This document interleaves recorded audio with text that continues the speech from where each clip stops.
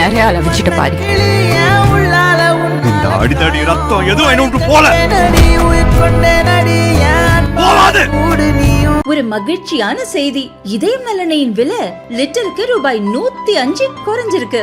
September 2023ல 1 litre இதயம் நலனையின் அதிகபட்ச விலை ரூபாய் 503. ஆனா இப்ப 1 லிட்டர் இதயம் நலனையின் விலை ரூபாய் 398 மட்டும்தான் தமிழ்நாட்டுல. அப்ப இனிமே எல்லாரும் இதயம் நலனை வாங்கலாம் இல்ல? நான் மீண்டும் சொல்லுகிறேன், அண்ணா ஆட்சிக்கு வந்தார், உலகமே திரும்பி பார்த்தது. கலைஞர் ஆட்சிக்கு வந்தார், உலகத்திற்கு என்ன செய்தோம்? இன்றைக்கு இருக்கிற நம்முடைய முதலமைச்சர் ஆட்சிக்கு வந்தாரு, செம்மொழியை கொண்டு வந்தது கலைஞர். ஆனால்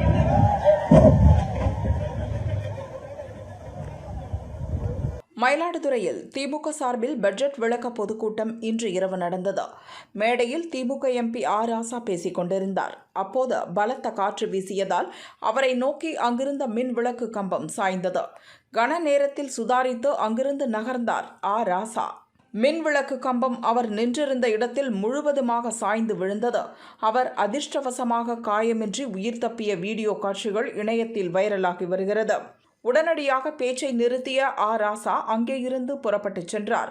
செம்மொழியை கொண்டு வந்தது கருணாநிதி என அவர் கூறிய அடுத்த நொடி இந்த சம்பவம் நடந்தது. இனிமேல் பொய் பேசும்போது திமுககாரர்கள் இந்த சம்பவத்தை நினைக்க வேண்டும் என நெட்டிசன்கள் விமர்சித்து வருகின்றனர். சிரிக்க மாட்டேன், மகிழ்ச்சியோடு இருக்கிற கூட்டணியார். யாருக்கு மகிழ்ச்சி?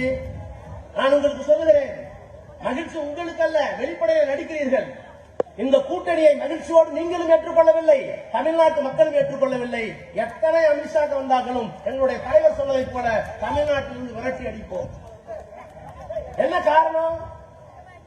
இன்றைக்கு தமிழ்நாட்டுடைய முதலமைச்சர், நான் மீண்டும் சொல்லுகிறேன், அண்ணா ஆட்சிக்கு வந்தார், உலகமே திரும்பி பார்த்தது.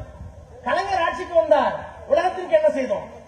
இன்றைக்கு இருக்கிற நம்முடைய முதலமைச்சர் ஆட்சிக்கு வந்தாரு, செம்மொழியை கொண்டு வந்தது கலைஞர். ஆனால்